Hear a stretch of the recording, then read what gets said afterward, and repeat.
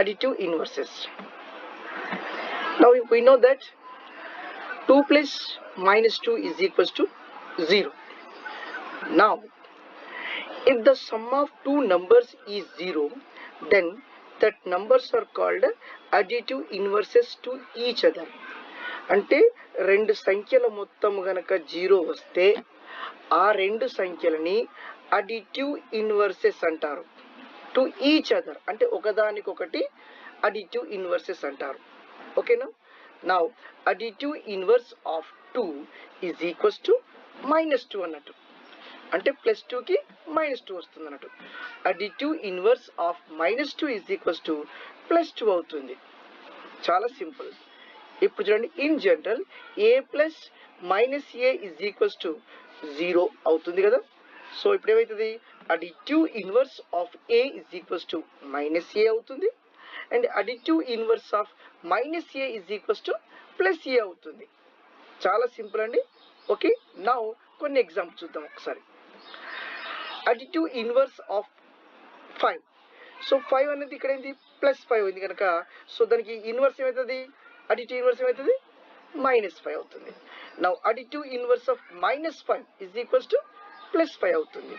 Next additive inverse of 13. ఇక్కడ 13కి plus sign ఉన్నాయి కాబట్టి అంటే సైన్ అవపడతలే కదా సార్, అంటే అక్కడ మైనస్ సైన్ ఇవ్వలేదు అంటే అది ప్లస్ అన్నట్టు, అంటే పాజిటివ్ నెంబర్ అన్నట్టు. సో ఇక్కడ ఏమవుతుంది, నెగిటివ్ నెంబర్ వస్తుంది అన్నట్టు.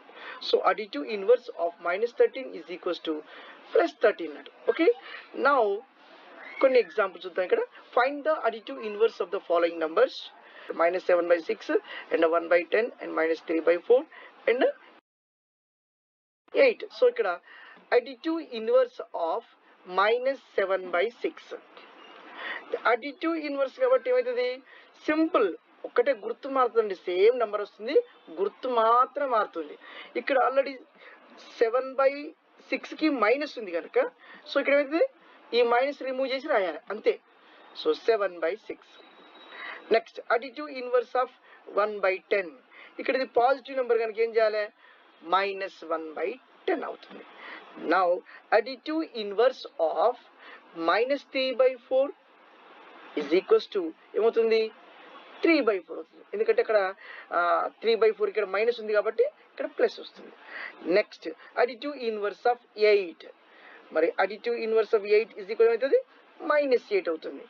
అడిటివ్ అన్నప్పుడు ప్లస్ ఉంటే మైనస్ వస్తుంది, మైనస్ ఉంటే ప్లస్ వస్తుంది.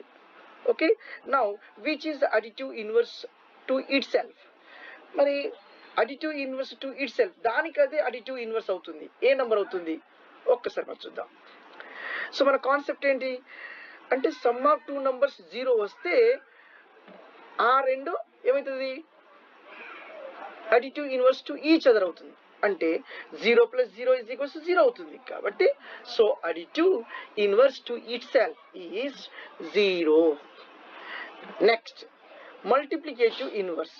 సో రెసిప్రోకల్ మీన్ అంటే ఎలా నేర్చుకోవాలి చూద్దాం ఒకసారి. We know 4 × 1/4 is equals to ఏమవుతుందండి, 1 అవుతుంది. అంటే 4 క్యాన్సిల్ అవుతుంది, మనకు 1 వస్తుంది.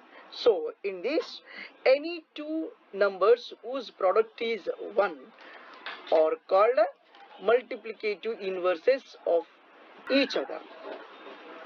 Now అంటే ఏంటి, మల్టిప్లికేటివ్ ఇన్వర్స్ అంటే మల్టిప్లికేటివ్ ఇన్వర్స్ ఆఫ్ ఇక్కడ 4 ఉంది, దీనికి ఏమవుతుందండి 1/4 అవుతుంది. మరి multiplicative inverse of 1/4 is equals అవుతుంది 4 అవుతుంది.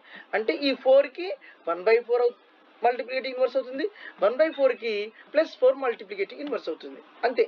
In general a × 1/a is equals to 1 అయినట్లయితే, అంటే రెండిటి యొక్క ప్రోడక్ట్ కనుక 1 అయినట్లయితే అప్పుడు ఏమవుతుంది, multiplicative inverse of a is equals to 1/a అవుతుంది and multiplicative inverse of 1/a is equals to a అవుతుంది అంతే.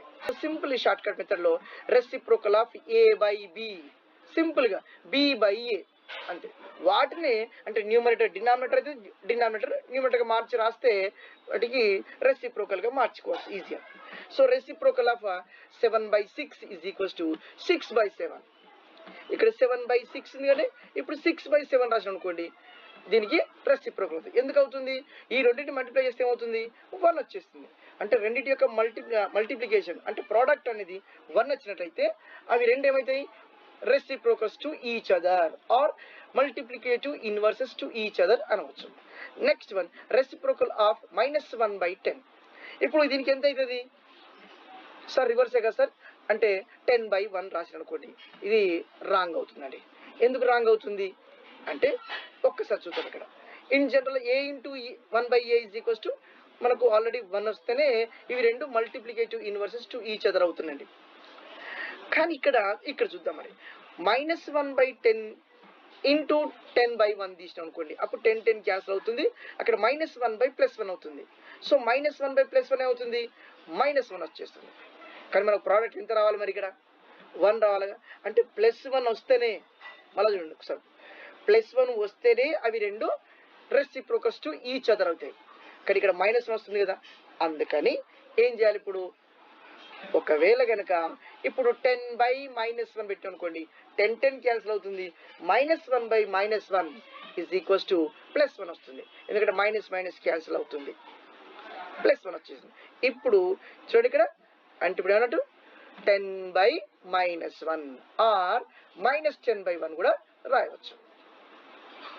చూడండి ఇక్కడ పైన ఉన్నటువంటి నెంబర్కి మైనస్ రాలేదు, కానీ ఈ సెకండ్ ఎగ్జాంపుల్కి మాత్రమే మైనస్ వచ్చిందండి.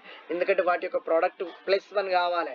+1 అయితేనే అవి రెండు రెసిప్రోకల్స్ అవుతాయి, లేకుంటే కావు. So now reciprocal of 3/4 is equals to 4/3. Now reciprocal of 8 is equals to 1/8 అవుతుంది. చూడండి, ఈ రెండుని మల్టిప్లై చేసిన, ఈ రెండు మల్టిప్లై చేసిన మనకు ప్రోడక్ట్ 1 వచ్చేస్తుంది. సో సింపుల్గా మరి రెసిప్రోకల్ ఆఫ్ x తీసుకుని అనుకోండి, ఏం లేదండి 1/x. Now which is multiplicative inverse to it self.